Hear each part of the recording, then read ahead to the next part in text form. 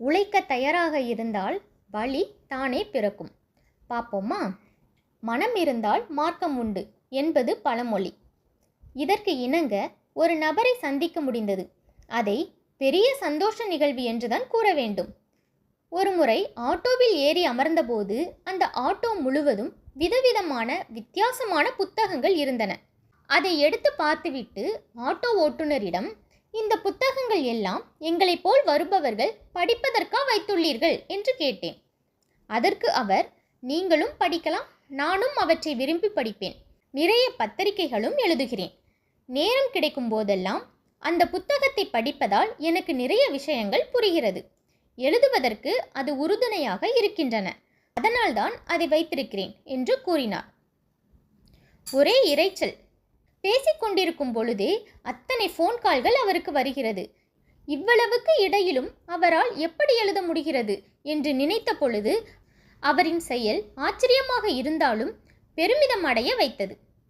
அவரின் அயராத உழைப்பு எல்லாவற்றிற்கும் மேலாக அவரின் ஆர்வம் மெய்சிலிர்க்க வைத்தது.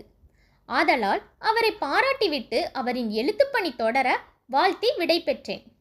எனது பக்கத்து வீட்டு பெண்மணி ஒரு முறை பேசிக்கொண்டிருக்கும் பொழுது எனக்கு நன்றாக எழுத வரும். நான் எந்த பத்திரிகைக்கு எழுதி அனுப்பினாலும் அவர்கள் அதை திருப்பி அனுப்பி விடாதபடிக்கு நேர்த்தியாக எழுதி பிரசுரம் செய்ய என்னால் முடியும்.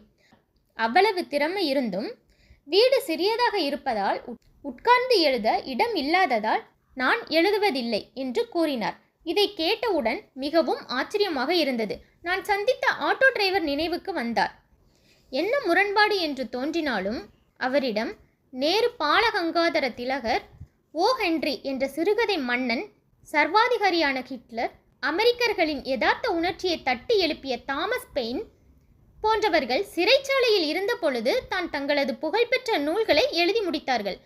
ஆதலால் ஒரு வசதியும் இல்லாத சிறைச்சாலையில் இருந்து கொண்டே அவர்களால் எழுத முடிந்திருக்கிறது என்றால் வீட்டில் இருக்கும் நம்மால் எழுத முடியாதா என்ன? 2 பெட்ரூம் இருக்கிறது.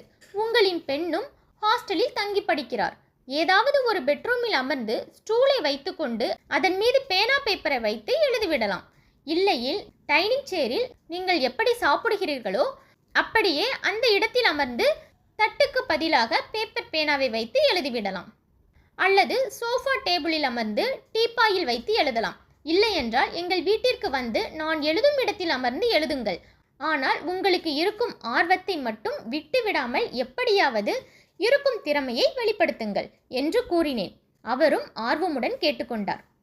தோழிகளே, உங்களில் இதுபோல் எழுத்தில் ஆர்வம் உள்ளவர்கள் யாராவது இருந்தால் ஏதாவது ஒரு இடத்தில் அமர்ந்து எழுதுவதை விரும்பி செய்யுங்கள். இடம் இல்லை என்று மட்டும் திறமையை வெளிப்படுத்தாமல் விட்டுவிடாதீர்கள். எப்பொழுதுமே உழைக்க தயாராக இருக்க வேண்டும். உழைக்கும் பொழுதே அதில் வரும் இன்னல் இடைஞ்சல்களை சகித்து கொள்ளும் திறமையையும் வளர்த்து கொள்ள வேண்டும். அதற்கு மனம் செம்மையாக இருக்க வேண்டும். மனம் வைத்தால் எதையும் செய்வதற்கு வழி கிடைக்கும்.